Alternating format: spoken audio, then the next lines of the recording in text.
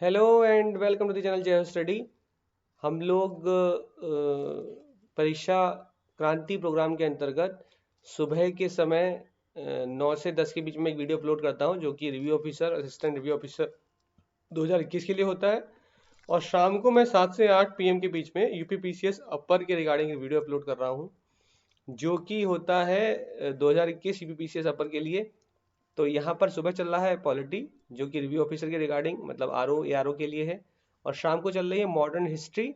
इसके साथ में एक और 5 मिनट की सीरीज चल रही है जहाँ पर आपको 5 मिनट में 5 करंट अफेयर जो मोस्ट इंपॉर्टेंट करंट अफेयर होंगे वो आपको कंप्लीट कराए जाएंगे।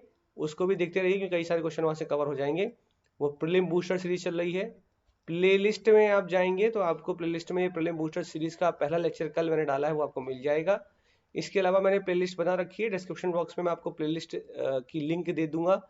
अगर आपको टेलीग्राम का पेड कोर्स ज्वाइन करना है जहां पर आपको टेलीग्राम के अंतर्गत पीडीएफ वीडियो जीएस 1 2 3 4 के नोट्स, आपका ऑप्शनल अगर आप ज्वाइन करना चाहते हैं तो उसके नोट्स, इसके साथ में टेस्ट सीरीज और आंसर राइटिंग स्किल, ये सारी चीज़ें आपकी कवर हो जाएंगी, चाहे वो रिव्यू ऑफिसर का पेपर हो और चाहे वो पीसीएस अपर का हो। जिसके अकॉर्डिंग जो सिलेबस होगा वो सारी पीडीएफ आपको अवेलेबल हो जाएंगे, वीडियोस आपको मिल जाएंगे। जो आपका एग्जाम है उसके अकॉर्डिंग आप उस सिलेबस को उस पैटर्न को देख सकते हैं। ऐसे ही पीसीएस अपर में मैंने ये GS 1 2 कुछ लोग होते हैं बहुत ज़्यादा खतरनाक, मैं इसको इसलिए क्लेरिफाई कर रहा हूँ कि बहुत मतलब ऐसे लोग कई बार मिल जाते हैं जो अलग अलग से कमेंट कर देते हैं, अरे आपने बोला GS 1 2 3 4 आरओ में कहाँ होता है ये सिलेबस है इतना नहीं पता, तो अब उनके लिए क्या जवाब दूं। इसलिए मुझे क्लेरिफाई करना पड़ जाता है कि देखो मैंने ये ऐसे कहा, क्योंकि वीडियो रिकॉर्डिंग में और लाइव में कई सारे फर्क हो जाते हैं। जब आप लाइव होते हो तो आप उस चीज़ को वहाँ पे एक्सप्लेन कर सकते हो और बच सकते हो, लेकिन जब रिकॉर्डेड वीडियो होता है तो वो तो नीचे कमेंट पढ़ने वाले कमेंट मार के निकल लेते हैं, क्योंकि उनको कुछ करना नहीं है, वो आएंगे कमेंट मारेंगे और निकल लेंगे। तो अगर आपको पेड कोर्स करना है तो आप इस नंबर पे संपर्क कर सकते हैं जो मैंने आपको नीचे नंबर दिया हुआ है। ठीक, डिस्क्रिप्शन बॉक्स में मैं प्लेलिस्ट दे दूंगा प्रीलिम बूस्टर की, वो आप देखते रहिएगा, उसको उससे आपको फायदा होगा। पेड कोर्स का फायदा ये होगा कि कई सारी चीजें आपको क्लियर वहां पर होती चली जाएंगी, ग्रुप बने हुए हैं, पीडीएफ शेयर हो रही हैं। और सबसे ज्यादा review officer assistant review officer 2017 में जो सिलेक्शन हुए हैं वो जय हो स्टडी ग्रुप से ही हुए हैं। मेरे ख्याल से ये बहुत पहले से आपको पता है, नहीं पता है तो आप टेलीग्राम ग्रुप पे पता कर सकते हैं। देखिए पहला क्वेश्चन है, ये नंबर 1 लिखा हुआ है कि राष्ट्रपति की विधायी शक्तियों लेजिस्लेटिव पावर की बात कर रहा है, कह रहा है लेजिस्लेटिव पावर के संबंध में क्या कथन सही है, बताइए कौन सा कथन सही है, सही नहीं है, कौन सा कथन सही नहीं है पूछ रहा है। तो पहला क्वेश्चन है कि वह राज्यसभा, पहला स्टेटमेंट है, वह राज्यसभा में आंग्ल भारतीय समुदाय के 2 सदस्यों को मनोनीत कर सकता है। He can nominate 2 members of Anglo Indians in Rajya Sabha. मतलब आपको ये बताना है कि क्या ऐसा है, तो मैंने आपको बता रखा है कि राज्यसभा में राष्ट्रपति 12 लोगों को नॉमिनेट करता है on the basis of ALS, लास लास LA literature art science and social service. ये लास्ट मैं आपको बता चुका हूँ। वह संसद को पुनर्विचार हेतु धन विधेयक वापस लौटा सकता है, तो ये मैंने आपको अभी तक नहीं बताया है। इसका कारण था कि मैंने आपको पार्लियामेंट चैप्टर नहीं बताया, लेकिन MCQ का यही फायदा होता है कि चीजें आपको एक्स्ट्रा पता लग जाती हैं। याद रखिए कि इन जनरल सामान्यतः वह संसद को पुनर्विचार हेतु धन विधेयक वापस नहीं लौटाता, सामान्यतः नहीं लौटाता, सामान्यतः वो नहीं लौटाता। उसका कारण क्या है? उसका सबसे बड़ा कारण ये है क्योंकि वास्तविकता में मनी बिल को इसलिए नहीं लौटाता, सस्पेंसिव वीटो का प्रयोग इसलिए नहीं करता वो, क्योंकि बिल पर मनी बिल कोई भी धन विधेयक तभी संसद में आ सकता है जब राष्ट्रपति उसको रिकमेंड करता है। तो जब रिकमेंड खुद ही कर रहा है तो संशय क्यों करेगा, तो पुनर्विचार के लिए क्यों भेजेगा? तो ये संसद को पुनर्विचार हेतु धन विधेयक वापस लौटा सकता है? बिल्कुल नहीं, ये स्टेटमेंट गलत है। तो इन्होंने पूछा इनमें से बताइए कौन से कथन, उपयुक्त कथनों में से कौन से सही नहीं है, तो दोनों ही कथन सही नहीं है, ना तो 1 और ना तो 2। ठीक, तो जब मैं ये आपको पार्लियामेंट बताऊंगा तो मैं आपको बताऊंगा कि साधारण विधेयक, धन विधेयक और संविधान संशोधन विधेयक के अंतर्गत राष्ट्रपति को क्या क्या शक्तियां प्राप्त हैं, ये बात अलग है। मैं आपको संविधान संशोधन विधेयक कॉन्स्टिट्यूशनल अमेंडमेंट बिल के बारे में बता चुका हूँ कि 24वें संविधान संशोधन से ये मैंडेट कर दिया गया कि राष्ट्रपति कॉन्स्टिट्यूशनल अमेंडमेंट एक्ट पर साइन करेगा, उसे करने ही होंगे। यह इस बिल पर किसी भी प्रकार के वीटो का प्रयोग नहीं कर सकता। कौन से बिल पर? Constitutional amendment bill pay. ठीक। क्वेश्चन नंबर 2, निम्नलिखित में से किस प्रकरण में प्रधानमंत्री द्वारा राष्ट्रपति को सलाह दी जाती है? कौन से ऐसे प्रकरण है जहां पर प्रधानमंत्री राष्ट्रपति को एड एंड एडवाइस करता है? तो नंबर 1 लिखा है संसद के सत्रों का सत्रावसान। मैंने आपको बता रखा था पहले ही कि राष्ट्रपति की जो विधायी शक्तियां हैं, जिसके अंतर्गत वह संसद मतलब पार्लियामेंट को समन करता है, सत्र को बुलाता है और प्रोरोग करता है। और मैंने आपको बताया आर्टिकल 85, और ये अपने विवेक से नहीं कर रहा होता जनरली, ये काउंसिल ऑफ मिनिस्टर के कहने पर ये सब कर रहा होता है। और काउंसिल ऑफ मिनिस्टर मंत्रिपरिषद का मुखिया तो प्रधानमंत्री होता है। इसका मतलब पहला स्टेटमेंट सही है। दूसरा लिखा है लोकसभा का विघटन। मैंने आपको बताया अगर प्रधानमंत्री का टेन्योर कंप्लीट हो गया है, मतलब लोकसभा का टेन्योर कंप्लीट हो चुका है, तब या फिर प्राइम मिनिस्टर की सरकार ये कॉन्फिडेंस मोशन को पास कराने में, नो कॉन्फिडेंस मोशन उनके खिलाफ पास हो चुका है, उन दशाओं में प्राइम मिनिस्टर ही कहता है राष्ट्रपति को लोकसभा का विघटन कर दिया जाए। ठीक, तो दूसरा स्टेटमेंट भी सही है। भारत के नियंत्रक और महालेखा परीक्षक की नियुक्ति, भारत के नियंत्रक और महालेखा परीक्षक की नियुक्ति, तो मैंने आपसे बोल रखा है कि राष्ट्रपति अपॉइंट करता है कैग को, राष्ट्रपति अपॉइंट करता है फिनेंस कमीशन को, राष्ट्रपति अपॉइंट करता है इंटर स्टेट काउंसिल को। और मैं तो कह रहा हूं कि अपने विवेक से वो कुछ नहीं करता, सब कुछ काउंसिल ऑफ मिनिस्टर के हाथों ही हो रहा है, वही उनको एड एंड एडवाइस करते हैं। तो ऑप्शन इज करेक्ट है इसका डी। ठीक, चलिए नेक्स्ट। भारत का राष्ट्रपति निम्नलिखित में से किसे संबोधित करते हुए अपने पद से त्यागपत्र दे सकता है? कल ही मैंने आपको ये मोस्ट प्रोबेबली बताया है, और अगर नहीं बताया तो ये आज जान लीजिए। ये लिखा है प्रेसिडेंट, ये लिखा है वाइस प्रेसिडेंट, ये बनाना है एरो ट्विन, और एक ऐसा ट्विन, और यहाँ लिखना है रिजाइन। रिजाइन क्या समझ में आ रहा है? इससे इसे समझ में आ रहा है कि वास्तविकता में राष्ट्रपति उपराष्ट्रपति को और उपराष्ट्रपति राष्ट्रपति को अपना त्यागपत्र देते हैं। तो आंसर क्या है? Option B.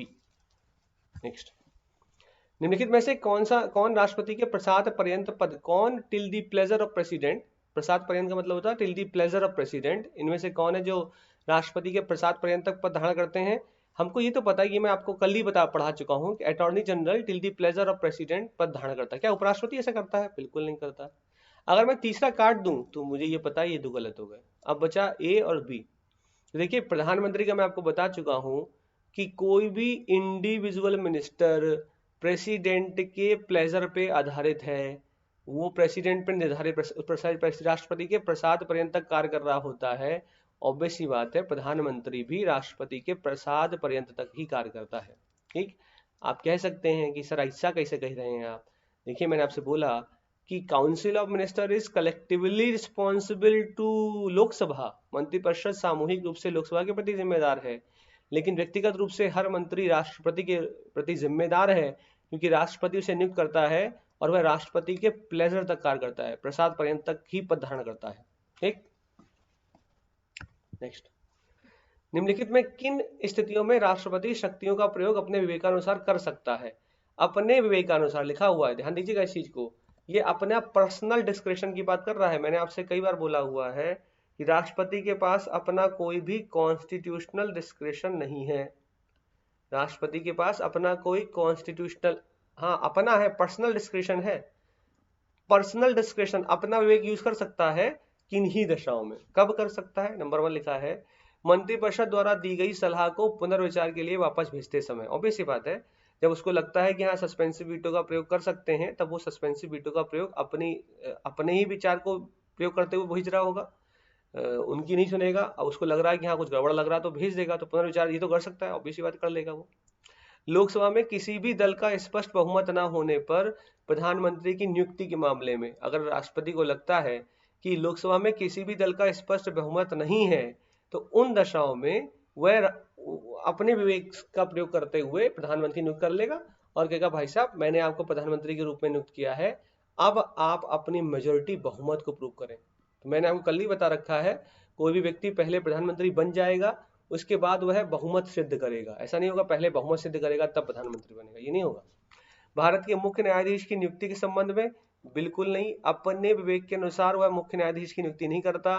ये तीसरे जज केस के द्वारा श्योर कर दिया गया कि भारत में मुख्य न्यायाधीश वही व्यक्ति होगा जो सीनियर मोस्ट सुप्रीम कोर्ट जज होगा। इस तीसरे जज केस के द्वारा जब हम लोग सुप्रीम कोर्ट पढ़ेंगे तो समझेंगे थर्ड जज केस क्या था। वहां पर ये बोल दिया गया, मैंडेट कर दिया गया कि इंदिरा गांधी ने कुछ ऐसी चीजें करी थी जहां पर उन्होंने सीनियरिटी को पीछे करते हुए किसी और को चीफ जस्टिस ऑफ इंडिया बना दिया।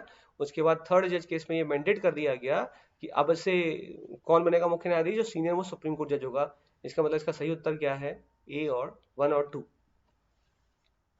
ठीक, नेक्स्ट, उपराष्ट्रपति के पद के संबंध में निम्नलिखित कथनों पर विचार कीजिए और बताइए इनमें से कौन से कथन सही हैं। लिखा है, यदि उपराष्ट्रपति का चुनाव निरस्त घोषित हो जाता है तो ऐसी घोषणा की तिथि से पहले उसके द्वारा किए गए कार्य अवैध हो जाते हैं। ध्यान रखिए, चाहे राष्ट्रपति हो और चाहे उपराष्ट्रपति हो, अगर ये मान लीजिए कोई व्यक्ति राष्ट्रपति और उपराष्ट्रपति के रूप में अगर निर्वाचित अप्रत्यक्ष रूप से हो चुका है तो उसके निर्वाचन होने के बाद हो सकता है कुछ दिनों के बाद ऐसा कुछ हो जाए कि उस पर इम्पीचमेंट चल जाए, या हो सकता है सुप्रीम कोर्ट कह दे कि इनका जो इलेक्शन है इसको मैं नल एंड वाइड कहता हूँ, ये इन राष्ट्रपति को हटा दिया जाए। तो ये कतई नहीं हो सकता कि उस राष्ट्रपति के द्वारा किए गए कार्यों को शून्य मान लिया जाएगा, उसके द्वारा किए गए कार्य वैध होंगे। ठीक है, उनको इनवैलिड करार नहीं दिया जा सकता किसी भी हाल में। ठीक, तो पहला स्टेटमेंट तो क्या हो गया, गलत। दूसरा, राष्ट्रपति के रूप में कार्य करते समय उपराष्ट्रपति राज्यसभा के सभापति पद के कर्तव्यों को निष्पादन नहीं करता।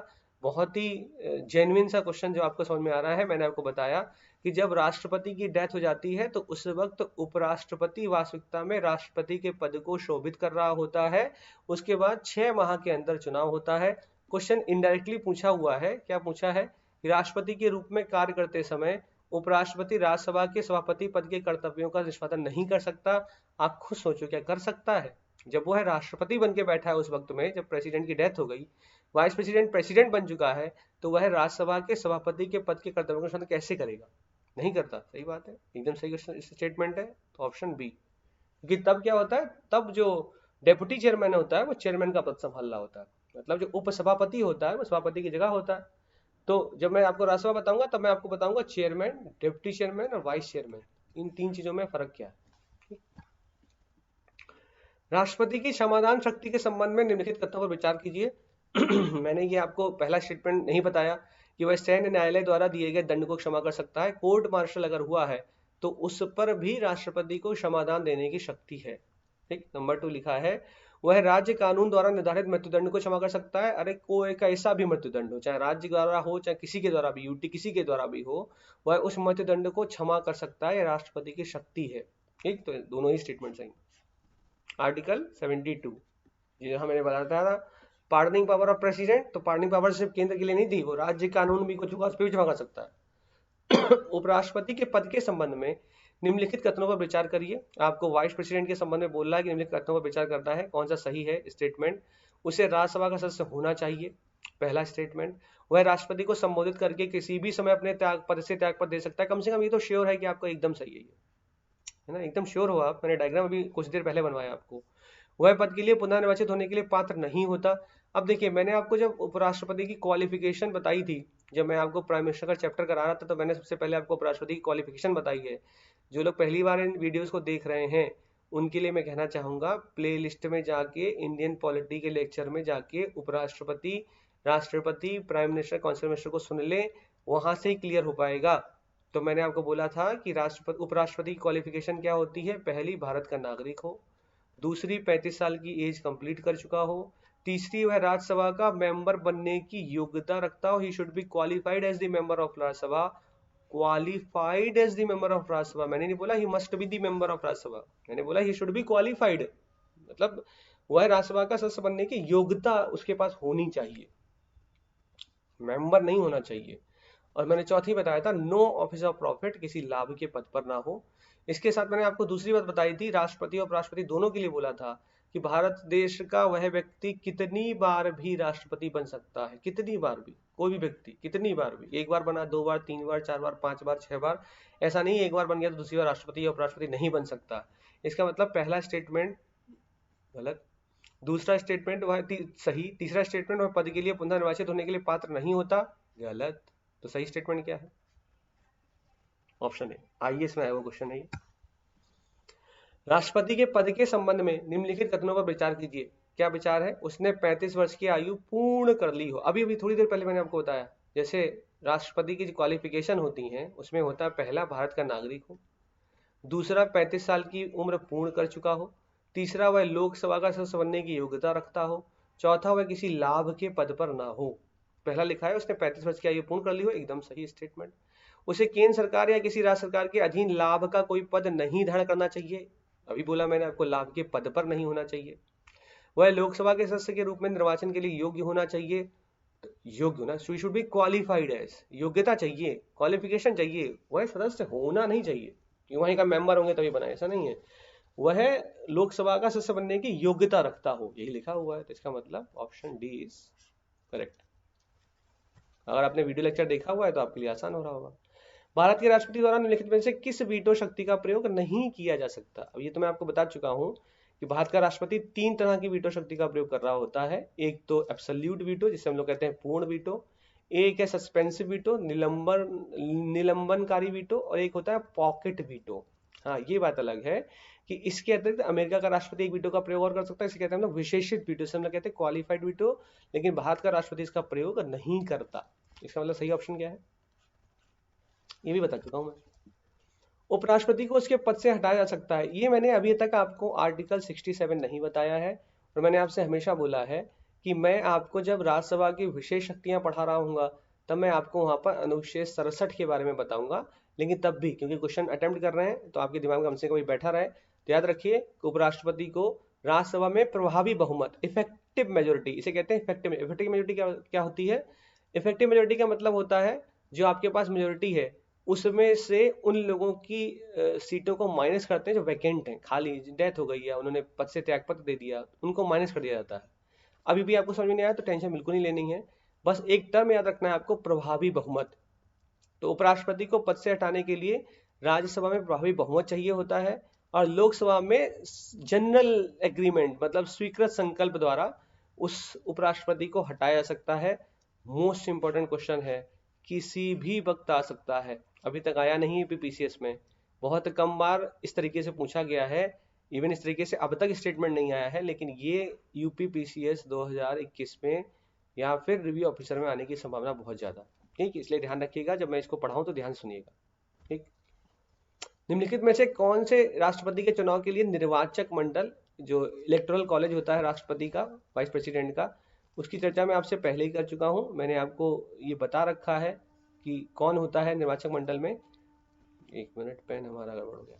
निर्दलीय रूप से निर्वाचित संसद सदस्य, निर्दलीय रूप से निर्वाचित, देखिए थोड़ा क्वेश्चन घुमा घुमा के नहीं आएगा। मैंने आपको बताया है all the elected members of parliament, legislative assemblies of Delhi and Pondicherry. All the members of parliament का मतलब all the elected members of parliament, संसद के सभी निर्वाचित, निर्वाचित तो लिखा हुआ, निर्वाचित संसद सदस्य लिखा हुआ है, लेकिन लिखा है निर्दलीय रूप से। अब वो चाहे दलीय रूप से हो, किसी दल से हो, या निर्दलीय रूप से चाहे निर्दलीय हो, इससे फर्क क्या होता है तो इलेक्टेड ना, इसका मतलब वह पार्टिसिपेट करेंगे, ऑब्वियस सी बात है। नंबर 2, राज्यों की विधान परिषद, और मैंने आपसे साफ साफ बोला था कि all the elected members of legislative assembly, विधानसभा के सभी निर्वाचित सदस्य, उस वीडियो में मैंने आपको साफ साफ नीचे क्रॉस करके लिखवाया था, cross legislative council, Vidhan Parishad राष्ट्रपति के चुनाव में भाग नहीं लेती। राज्यों के राज्यपाल राष्ट्रपति के चुनाव में भाग नहीं लेते। आंसर क्या है? ओनली 1। ठीक, भारत में अध्यादेश के संबंध में, अध्यादेश के संबंध में आपको बताना है, निम्नलिखित में से कथनों पर विचार करिए। आर्टिकल मेरे ख्याल से मैं आपको बता चुका हूं वीडियो में, आर्टिकल डिंग डोंग डिंग, वो गाना माधुरी दीक्षित का, ding dong ding, article 1, 2, 3, ding dong ding article कहते हैं इसको। इसमें क्या लिखा हुआ, ये लिखा है, ये कहता है ऑर्डिनेंस की बात, अध्यादेश की बात करता है। ऑर्डिनेंस कब आएगा तो मैंने आपको डायग्राम भी बनवा रखा है, देखो, ये लिखो लोकसभा, ये लिखो राज्यसभा, ये लिखो प्रेसिडेंट, ये इसका सत्र चल रहा है, प्रेसिडेंट ऑर्डिनेंस नहीं ला सकता। सत्र नहीं चल रहा है, सत्र चल रहा है, प्रेसिडेंट ऑर्डिनेंस ला सकता है। सत्र चल रहा है, सत्र नहीं चल रहा, प्रेसिडेंट ऑर्डिनेंस ला सकता है। नहीं चल रहा, प्रेसिडेंट ऑर्डिनेंस ला सकता है। यहाँ लिखा पहला स्टेटमेंट, राष्ट्रपति केवल तभी अध्यादेश जारी कर सकता है जबकि दोनों सदन सत्र में ना हो। क्या ऐसा हो रहा है? क्या ऐसा हो रहा है कि जब दोनों ही सदन सत्र में नहीं है तभी राष्ट्रपति ऑर्डिनेंस लेकर आ रहा है, या फिर ये 3 दशाओं में हो रहा है? तो आप बोलेंगे सर ऐसा नहीं है, सिर्फ एक दशा नहीं है, 2 कंडीशंस और है जब राष्ट्रपति ऑर्डिनेंस ला सकता है। इसका मतलब पहला स्टेटमेंट। दूसरा, अध्यादेश जारी करने का राष्ट्रपति का निर्णय न्यायालय में प्रश्नगत नहीं कह सकता, क्योंकि मैंने आपको अध्यादेश पूर्ण रूप से नहीं बताया, लेकिन हाँ मैं आपको आज थोड़ा बता देता हूँ।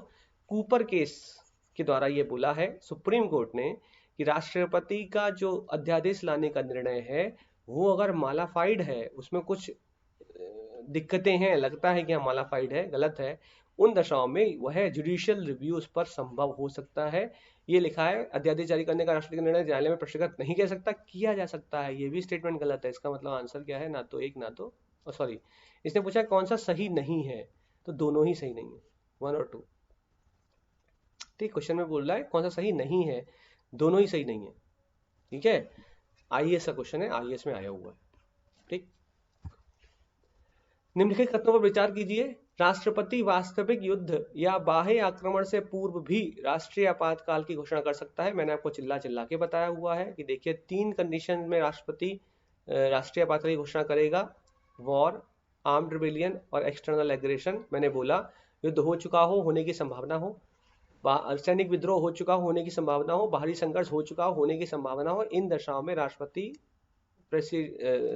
राष्ट्रीय आपातकाल की घोषणा कर सकता है। पहला स्टेटमेंट एकदम यही तो लिखा है, राष्ट्रपति वास्तविक युद्ध या बाह्य आक्रमण से पूर्व कर सकता है, संभावना उसे लग रही तो कर देगा। राष्ट्रपति केवल प्रधानमंत्री से लिखित अनुशंसा प्राप्त करने के पश्चात राष्ट्रीय आपात की घोषणा कर सकते हैं। ध्यान रखिए 44वें संविधान संशोधन के द्वारा एक शब्द अनुच्छेद 352 में जोड़ दिया गया, उस शब्द का नाम है कैबिनेट, जिसमें कहा गया है कि कैबिनेट की संस्तुति पर, कैबिनेट की रिटन रिकमेंडेशन पर ही राष्ट्रपति राष्ट्रीय आपातकाल की घोषणा करेगा, केवल प्रधानमंत्री से कार्य नहीं चलने वाला। स्टेटमेंट कौन सा सही है? ओनली 1। ठीक, जब संविधान संशोधन विधेयक राष्ट्रपति के समक्ष स्वीकृत के लिए प्रस्तुत किया जाता है तो उनके पास निम्नलिखित में से कौन से विकल्प उपलब्ध होते हैं? बताइए। विधेयक को स्वीकृति प्रदान करना है, क्या ये होता है? विधेयक को अस्वीकृत करना, विधेयक को पुनर्विचार हेतु संसद को वापस लौटाना। मैंने अभी चिल्लाया आपको 24वां संविधान संशोधन ये कहकर चला गया कि राष्ट्रपति को कॉन्स्टिट्यूशनल अमेंडमेंट बिल, संविधान संशोधन बिल विधेयक पर हस्ताक्षर तो करने होंगे, चाहे कोई भगवान उतरे हैं। इसका मतलब दोनों गलत, सही कौन सा है? ओनली 1। 15 क्वेश्चन का ये आपका क्विज कंप्लीट हो चुका है। राष्ट्रपति उपराष्ट्रपति से संबंधित जितने इंपॉर्टेंट क्वेश्चन थे मैंने आपको सारे करा दिए हैं। इतने ही करके जाइए, आपका राष्ट्रपति उपराष्ट्रपति गलत नहीं होगा। जो 1-2 पोर्शन छूट गया है, जैसे ऑर्डिनेंस, मैं बार बार बोल रहा हूँ, उसमें परेशान होने की बिल्कुल जरूरत नहीं है। आर्टिकल जितना मैं कर रहा हूँ वो मैं करता चला जा रहा हूँ। अगर आप इसको साथ में लगाते चले जाएंगे तो आपके लिए फायदा होगा। ये आज की आपकी क्विज नंबर 1 थी। अगली क्विज में आपको वही, जब मुझे लगेगा कि हाँ प्रियम्बल, प्राइम मिनिस्टर, काउंसिलर, जो मैंने पढ़ा दिया है उसी पे मैं क्वेश्चन रखूंगा जनरली, और उसके ऐसे क्वेश्चन रखूंगा जिससे आपके कॉन्सेप्ट में क्लियरिटी आती जाए। वीडियो को लाइक करिए, शेयर करिए, चैनल को सब्सक्राइब करिए, लोगों तक इसको पहुंचने दीजिए ताकि और लोग भी इसका बेनिफिट उठा पाएं। आज एक वीडियो मोस्ट प्रोबेबली और मैं दूंगा जहां पर मैं आपको बताऊंगा कि आखिर प्रारंभिक परीक्षा प्रीलिम क्यों नहीं हो पाता, उसका रीजन क्या है और आपको क्या चाहिए, आप चाहते क्या हो। आपको क्वालिटी से मतलब नहीं, आपको क्वांटिटी बहुत चाहिए होती है। आपको क्वालिटी से मतलब नहीं है, आपको पीडीएफ हर जगह पीडीएफ दे दो, खुद से मेहनत नहीं करना है, खुद से कुछ बना लिया जाए, ये सब बातें की जाएंगी। लेकिन उसके अतिरिक्त मैं आपको फिर से कह दे रहा हूँ कि अगर आप जय हो स्टडी पेड कोर्स ज्वाइन करना चाहते हैं टेलीग्राम कार्यक्रम पे, जहाँ पर review officer, assistant review officer के बैचेस चल रहे हैं। यूपीपीसी 2021 का बैच चल रहा है, मेंस का बैच चल रहा है, दोनों ही का, आरओ दोनों का। और अब पीडीएफ शेयर होना शुरुआत हो गई, कल से ये शुरू हो चुका है। क्योंकि देखिए हमारा काम ये नहीं कि हम भर भर के पीडीएफ आपको पहुंचाते रहें। आप पढ़ एक नहीं पा रहे हैं और संतुष्टि कहाँ मिलती है हम लोगों को कि 75 पीडीएफ आ जाए बस, उसी में संतुष्टि, पढ़ना एक नहीं है। तो हम एक क्रमबद्ध तरीके से चीज़ों को कर रहे हैं ताकि ना ज़्यादा लोड हो, कम से कम मटेरियल में मैक्सिमम आउटपुट आपका निकल पाए। तो अगर आप इस बारे में संपर्क करना चाहते हैं तो इस नंबर पे पिंग कर सकते हैं, या फिर आप मुझसे अगर कुछ पूछना चाहते हैं 6396743810 पर भी आप संपर्क कर सकते हैं। ठीक है, थैंक यू सो मच। जय हिंद, जय भारत।